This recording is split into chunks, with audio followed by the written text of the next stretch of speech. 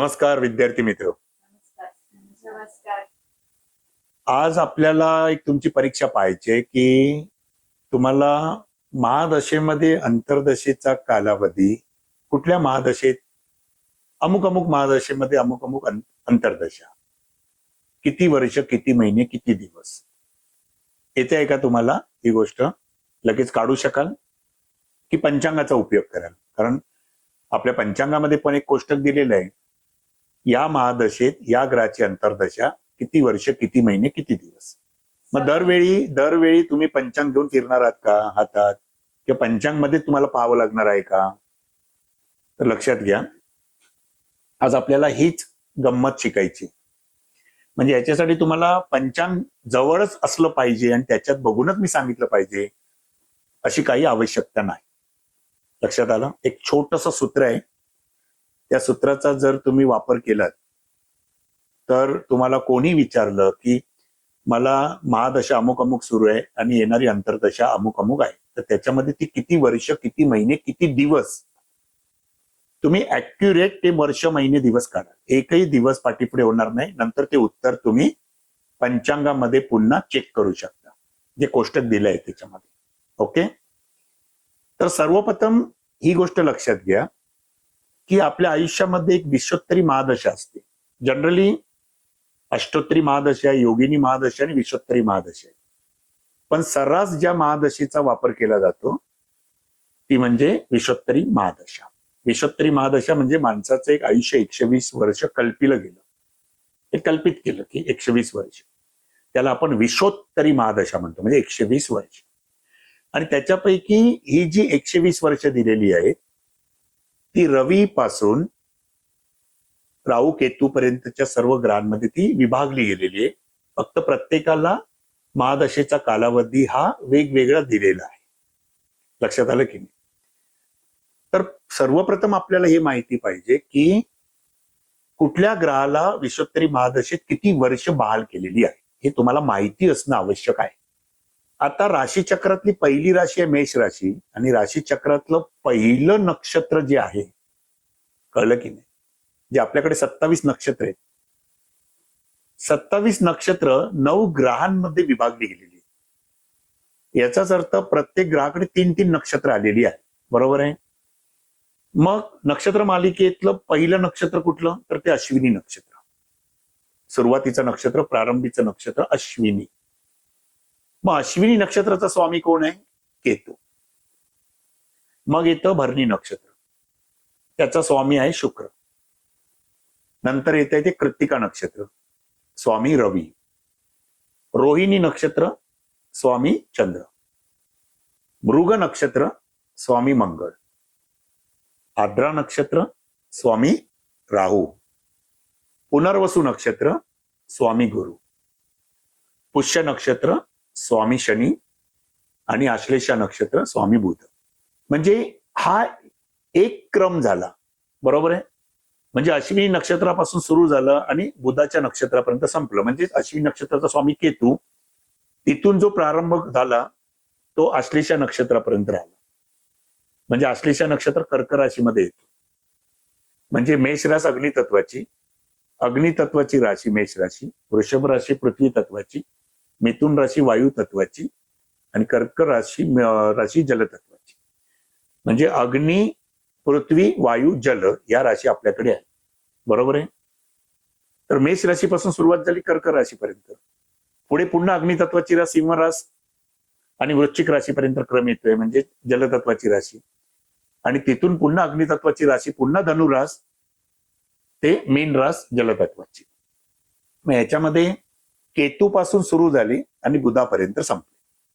म्हणजे आता आपल्याला हे माहिती पाहिजे की केतू पासून जे ग्रह आहेत बुधापर्यंत, त्यांना विश्वोत्तरी महादशेत किती वर्ष बहाल केली गेली. लक्षात आलं?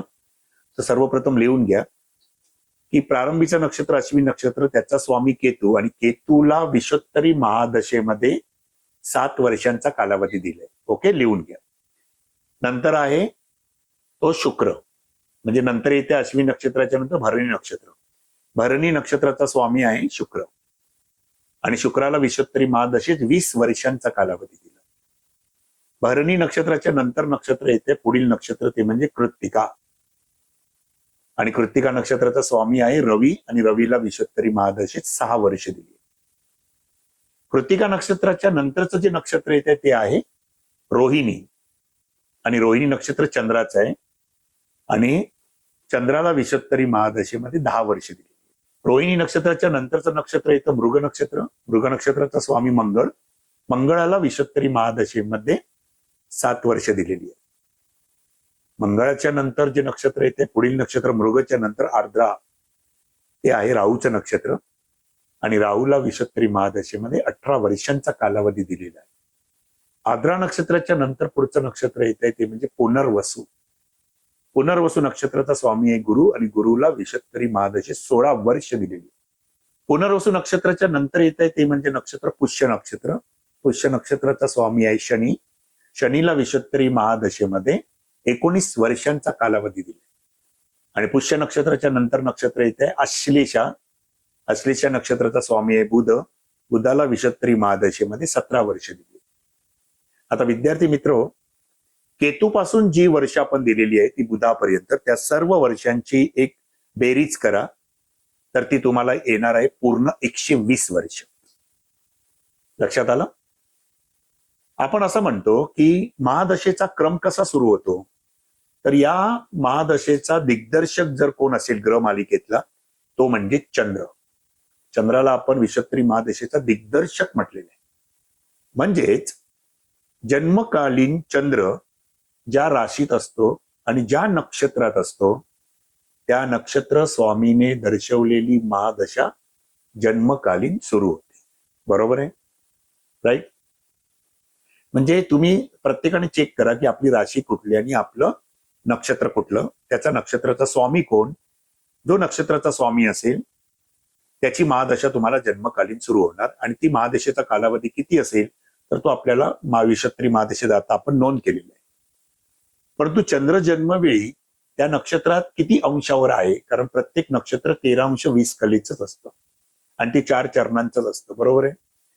मग साधारण त्याचा जन्म त्या नक्षत्रामध्ये कितव्या चरणावर झालेला आहे, त्यानुसार त्याला जन्मकालीन महादशा किती वर्ष भोगायची असेल ती आपल्याला कालावधी कळू शकतो. पण त्याच्यानंतर जो क्रम येणार आहे तो पुढील क्रम तसाच जाणार आहे जसे आपले नक्षत्र स्वामी गेलेले आहेत तसे. म्हणजे केतू असेल, समजा एखाद्याचं उदाहरण म्हणून, एखाद्याचा जन्म मेष रास आणि अश्विनी नक्षत्रावर झालेला आहे, तर त्याला अश्विनी नक्षत्र कोणाचं आहे? केतूचं आहे. केतूला विषुत्तरी महादशेत किती वर्ष दिलेली आहे? 7 वर्ष. मग केतूला विषुत्तरी महादशेत 7 वर्ष दिली आहे, म्हणजे त्याला जन्मता त्याचं जन्म नक्षत्रच केतूचं आहे, अश्विनी नक्षत्र. म्हणून त्या जातकाला जन्मता कुठली महादशा सुरू होणार, तर ती होणार केतूची. मग केतूच्या नंतर पुढे महादशा कोणाची येणार आहे? शुक्राची. शुक्राच्या नंतर रवी, चंद्र, मंगळ, राहू, गुरु, शनी, बुध, असा क्रम येणार. बरोबर आहे? आता आपल्याला जर कोणी विचारलं की या महादशेमध्ये ही अंतर्दशा किती वेळ येणार, म्हणजे किती वर्ष, किती महिने, किती दिवस, हे काय तुम्ही लगेच आता सांगू शकत नाहीये. याच्यासाठी तुम्हाला पंचांगाची मदत घ्यावी लागेल, कारण पंचांगामध्ये सुद्धा पाठी एक कोष्टक दिलेलं आहे, आणि त्याच्यामध्ये विषुत्तरी महादशेत अंतर्दशा या ग्रहाची किती वर्ष, किती महिने, किती दिवस दिलेले आहेत. परंतु तुम्ही ज्योतिषशास्त्राचा अभ्यास करत आहात तर तुम्हाला ही गोष्ट समजली पाहिजे की ह्या महादशेमध्ये ही अंतर्दशा अमुक अमुक वर्ष, अमुक अमुक महिने, अमुक अमुक दिवस येईल. आता ते सूत्र कसं ते लक्षात घ्या. समजा एखाद्या जातकाला महादशा सुरू आहे बुधाची, पकडून घ्या, बुधाची महादशा साधारण 17 वर्ष आहे. ज्या ग्रहाची महादशा सुरू होते त्याचीच अंतर्दशा त्याच्या महादशेमध्ये सुरुवातीला सुरू होणार, आणि जसा विषुत्तरी महादशेत ग्रहांचा क्रम दिलाय तसाच अंतर्दशेचा सुद्धा क्रम येणार. लक्षात ठेवा. बरोबर आहे? तसाच क्रम येतो महादशेमध्ये अंतर्दशा. मग महादशा समजा बुधाची सुरू आहे, आणि जर तुम्हाला कोणी विचारलं की आता तुम्ही सांगितलं नाही माझी आता बुधामध्ये सध्या शुक्राची अंतर्दशा सुरू आहे, उदाहरण म्हणून लक्षात घ्या, बुध महादशेत शुक्र अंतर्दशा आहे. मग बुध महादशेत शुक्र अंतर्दशेचा कालावधी किती वर्ष, किती महिने, किती दिवस, हे तुम्ही कसं काढणार? तर नेहमी लक्षात घ्या, याच्यासाठी एक सूत्र आपल्याला वापरायचंय, आणि मित्रांनो हे सूत्र कधीही विसरायचं नाही. लक्षात आलं? सूत्र लक्षात घ्या. आता बुधाची महादशा आणि शुक्र अंतर्दशा असं आपण म्हणतोय उदाहरण म्हणून. तर बुध महादशेला विषुत्री महादशेत किती वर्ष दिली आहेत आता बघा? 17 वर्ष. बरोबर आहे? म्हणजे लिहा बुध महादशा गुणिले शुक्र महादशा. बुध महादशा गुणिले शुक्र महादशा. ओके. बुधाची महादशा किती वर्ष आहे? 17 वर्ष. लिहा बुधाच्या खाली लिहा 17 वर्ष. आणि शुक्राची महादशा विषुत्री महादशेत किती वर्ष दिली शुक्राला? 20 वर्ष. म्हणजे 17 गुणिले 20 करा. 17 मल्टिप्लाय 20. ओके. 17 गुणिले 20. आता उत्तर किती आलं? 340. 17 गुणिले 20 340. 340. आता 340 हे उत्तर आलेलं आहे. आता आपण जो झिरो जो आहे शेवटचा, बरोबर आहे, 340 आलेलं आहे. जो शेवटी जो झिरो आहे त्याला किंवा झिरोच्या ठिकाणी एखादी संख्या पण येऊ शकते. शेवटच्या संख्येला तुम्ही 3 ने मल्टिप्लाय करायचं. बरोबर आहे? शेवटच्या संख्येला 3 ने मल्टिप्लाय करायचं. आता पुढे टू डिजिट राहिलेले आहेत. 2च डिजिट आहेत ना पुढे. म्हणजे पुढे किती राहिले? 34. बरोबर आहे? आणि जो शून्य आहे 340 उत्तर आलं होतं, तर शून्याला तुम्ही 3 ने मल्टिप्लाय करत 3 0 0 म्हणजे आपण म्हटलंय ना 3 0 0. बरोबर आहे? आता तुमच्याकडे किती राहिले? 34 ही संख्या राहिलेली आहे. मग हे 34 हे काय झाले तुमचे? 34 हे तुमचे महिने झालेले आहेत. टोटल महिने. ओके. पण आपण 34 महिने म्हणतो का कधी? नाही. तर 12 महिन्यांचं 1 वर्ष. बरोबर आहे? 12 महिन्यांचं 1 वर्ष. म्हणजे 24 महिने म्हणजे 2 वर्ष. आता 34 मधून 24 गेले तर राहिले 10 महिने. म्हणजेच आपल्याला मिळालेल्या 24 महिन्यांची 2 वर्ष. म्हणजे 2 वर्ष 10 महिने आणि शून्याला 3 ने गुणल्यावर उत्तर आलेलं आहे 0. म्हणजेच बुध महादशेत शुक्र अंतर्दशा किती वर्ष, किती महिने, किती दिवस? तर 2 वर्ष 10 महिने 0 दिवस. लक्षात आलं? बरोबर आहे? एकदम फॉर्म्युला सोपा आहे. आता आपण एक उदाहरण म्हणून दुसरं उदाहरण घ्या, म्हणजे तुम्हाला समजलं की नाही ते आपण समजेल. समजा एखाद्याला गुरुची महादशा सुरू आहे. गुरुची महादशा सुरू आहे आणि त्याच्यामध्ये अंतर्दशा आहे मंगळाची. बरोबर आहे? गुरु महादशेत मंगळ अंतर्दशेचा कालावधी किती वर्ष, किती महिने, किती दिवस? ओके. किती वर्ष असणार तो? किती महिने, किती दिवस? मग काय करणार? गुरु महादशा गुणिले मंगळ महादशा. गुरु महादशेला किती वर्ष दिली आहेत? विषुत्री महादशेत 16 वर्ष. मंगळाला किती वर्ष दिलेली आहे? 7 वर्ष. मग आपण काय करणार? 16 गुणिले 7. 16 साती 12 म्हणजे 16 7 जा 112. 16 साती 12 म्हणजे आलंय उत्तर 112. मग आपण काय करणार? पहिले 2 डिजिट बाजूला करा. उरले शेवटचे 2. तर 2 ला काय करणार? 3 ने मल्टिप्लाय करणार, गुणाकार करणार. मग 3 दुने 6. आलंय उत्तर 6. आणि पुढे आलेले आहे ते तुमचे 11 महिने. 2 डिजिट बाजूला केले ना त्याच्यातले 11 महिने. मग 11 महिने अजून 1 वर्ष पूर्ण नाही झालंय. 12च्या पुढे जर गेले असते तर 12 झालेच 1 वर्ष आपण पकडलं असतं. पण इथे किती आहे? 11 महिने आणि तुमच्याकडे आहेत 6 दिवस. कळलं? म्हणजेच गुरु महादशेत मंगळ अंतर्दशा किती वेळ येणार? 11 महिने आणि 6 दिवस. बरोबर. आता हे तुम्ही कुठेही चेक केलं तरी तुम्हाला उत्तर अगदी बरोबर येईल. एकही दिवस पाठीपुढे होणार नाही. आता अजून एक तिसरं उदाहरण घ्या, म्हणजे आपल्याला समजेल की तुम्हाला समजलं की नाही समजलं. ओके. चला आता आपण असं घेऊया. राहू महादशा सुरू आहे एखाद्या जातकाला. राहू महादशेमध्ये शनीची अंतर्दशा किती वेळ? राहू महादशेत शनी अंतर्दशा. काय करणार? फॉर्म्युला काय? सूत्र आपलं महादशा गुणिले अंतर्दशा. राहूला विषुत्री महादशेत किती वर्ष दिली? 18 वर्ष. आणि शनीला किती वर्ष दिली आहे? 19 वर्ष. बरोबर आहे? आता 18 गुणिले 19 करा. किती आलेत बघा आन्सर? 18 गुणिले 19. करू शकता तुम्ही, कॅल्क्युलेटरवर पण करू शकता, काहीही हरकत नाही. किती आलं 18 गुणिले 19?